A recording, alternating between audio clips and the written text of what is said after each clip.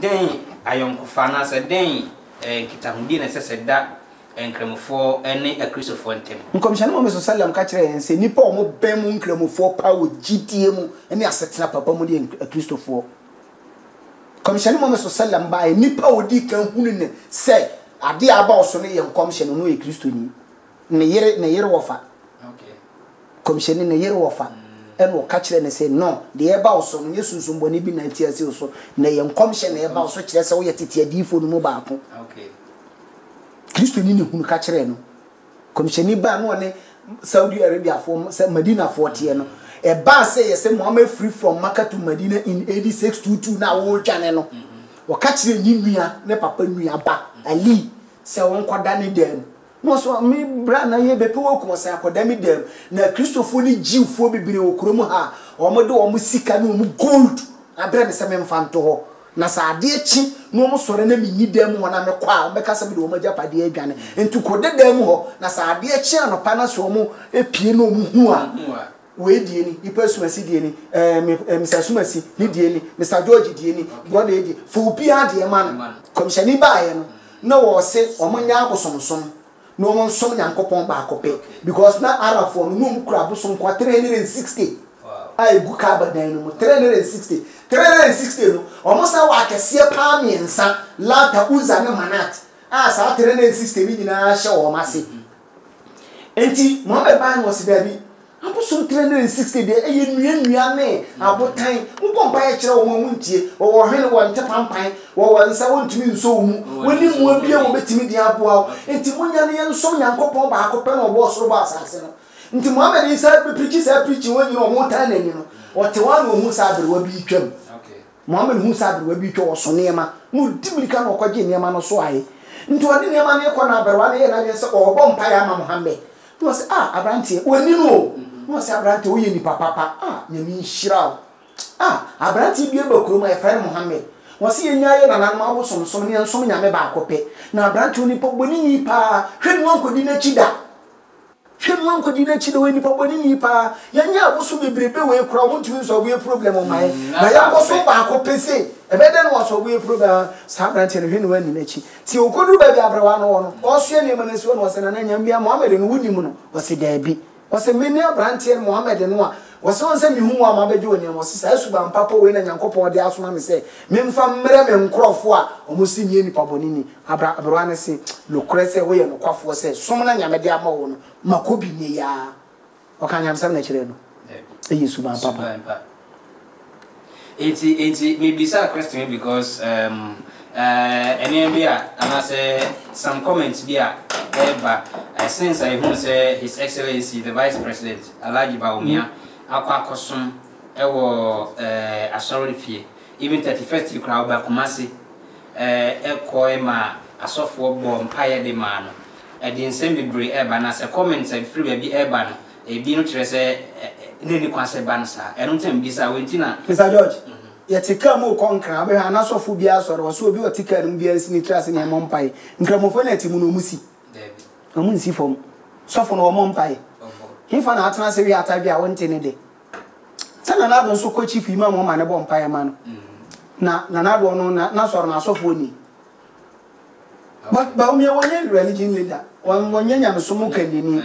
wo politician wo so okate across enti wo ko ni gidie na ekura no wo na sofo no bo mpaye ma na no nche se wato ni gidie na atwene na ye bo mpaye ma na ngoma be ne de ba na se won fa nso ai ada ne anka se wo kwa ma sofo abo mpaye ma ni nti wonye bible okay na je se onza ma to abo unu asema wonka yeso obi tawa na wo sua wasa o chia ne pa okay ena obi nte wasa ma asenso so a wo sua wonwuma na obo ne hwene okay ena akokosa chi nso a enya akroma fe bere ya dos idi ejira we u ba e goda eti ni nyina mu no den na wo ka ya to abawi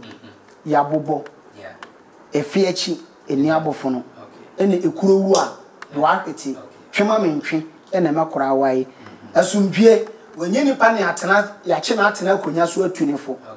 me no mi no na e dia sombie ba asombie na mu de wotini baby ye mfa ne ntrase ntunifo eti se ewiase nso ahodinduro pe wo wiase ade madwane nipa twituo na wodwane a ye so ye wo ho be ma pia ye kugya se so mo wuye so mo wu party a wo we ni yo so mo wu party wo lusu yo se na mamu no wo bebuo no se yo unhunu bi de wo sa wote wona nka unhunu bi a na abidu betu de atoto ho enunti omo pre so de oje na yes gracia omre ubi o me se abrante na omukokun no party office me se nsa wo mo so be ba bebo 2020 million o man tua owuka wo nkwase ewuo ya me nso kwahye ne nkwase ahye me da bia sa na me kan me so be nkwase ewuo me asie nkwase asie ni aye nkwase ye ni atwi nkwase asoroku na nya me nso akwahye nkwase ahye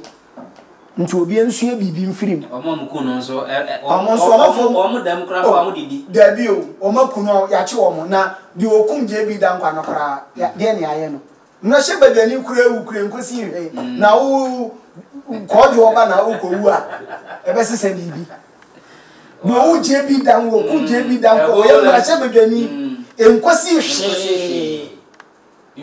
enkosi hwe msadoy di okum je bi dan ko enkosi hwe na wo dua bi hu mira ko chanchan a wote dua bi hu mire kojo oba wo na be kwa kwesi he enkosi hwe say addition ade nti both parties ni nyino mu nsua bibi mfirim 2008 ye to abama na ado no e kabe almost 23,000 votes na ko be president ye ya dane abato no at the end of the day no alusu otena akire basa bi ansi o man we mu say ya se kire amanyofo no ama ye religious leaders ni anka no kra nkyere wo mo a ye betena wo mamu fofo be dan ye kwae 2000 meti ho fili 92 meto aba 96 meto aba me abato e finse Ghana ko Fourth Republic abato ni nyina matubi Mr. George yen ka no kra nkyere ye ho 2008 ya to obe ka kipuo bi na kana na be president woni je months ye dane ye ko tan kura MPP4 kura nto kura na president meet be ye president kura no na big votes 40,000 votes wa di BT na do kura no na nu 40,000 votes na 37,000 votes ni fula bato o Ghana ni biensi o ma we mu pompo bia ho na mpai 2012 ye tuamba nka tamo mo ka se stolen verdict no kana na do betuma ka se ne nkrofo nti o mu humu abonte no mu moma bibia nsi o kire so yo man papa ade ko du busu mi wotwe ye bu asem no kra no ke bu asem ni wie na ade sebi fie be na mense ye ni mense mo fie bia sebi nkwase afo wo se ne sebi enipa bi wa NDC mu a omututi o mu hu abonte ko sese ni ma ne so da fo ne police wo e bi sie ni mi ebo omutu e bi won PP fo mu e bi won PP fo mu ko mu so betima ti o mu hu egu abonte ne but yesi etu nkotwere ba bi etwere eti se de etu obi nro ana se enya ene etu obi nso a enye nti asofo ni nimdiefo ne malamfo ne nyamsomu kandifo no enka bibi nkyira manyofo no ne enka bibi nkyira ye mabuno no na saa nipa na wose ko gina abonti ne ye dede ne mo otuo no ne ba ko school abruchire do mama ne ba e ware Miss Cameroon se hwan am say oye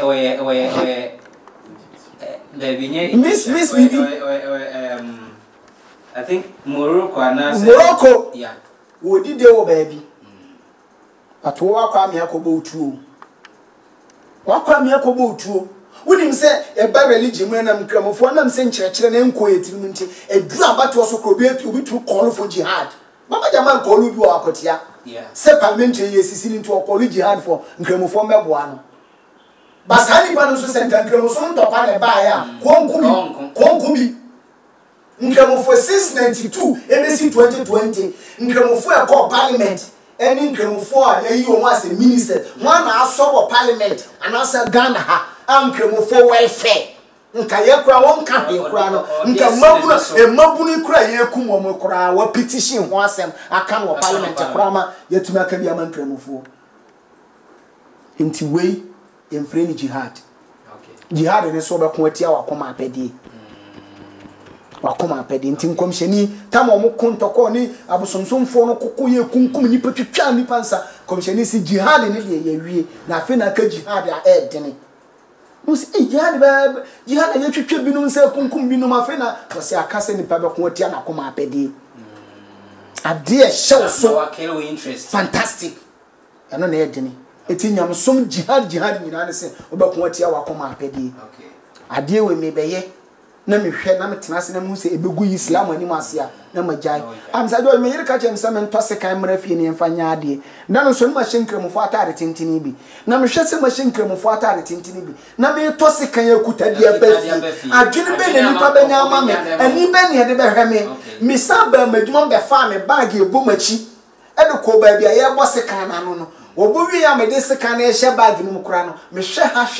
ehwehwe ba bia hu se obi an hwe me ansa na me de sika na ehye bag ni me tena tenu ma mie bag ni mu ada kosi se koduru fie se de be ya obi nya adwenbone bi emfa ma me som no a me wo mo no nti me tem bia me nam bia no me ye very conscious awo me som ho ade bia me ye begu me som ani ma se bia no me nti me ne ka na mo ye ho a obi a me hu ne kwan ho bia no ma fa no nkremofo ayi bi atasba ya yesie rozo no ebi sen mu na meta bo nkremofo ye kura ni bi nti me fo obi a na yi nipa no mama se nkremofo si no ositi edi eni se ne mi hu obi a no mafa no na mka che me yire se enye hwehwa ni mu na ye mi o na emo me ton mi islam no e de ama wo because they don't read my book but they read me. They read your life. They read my life. Enti me pese omo pick Islam no from my life. Eti kremoni bia ba bia wotie bia no. A Christopher ayi no omo tu omo an se be omo nyankwasiafo.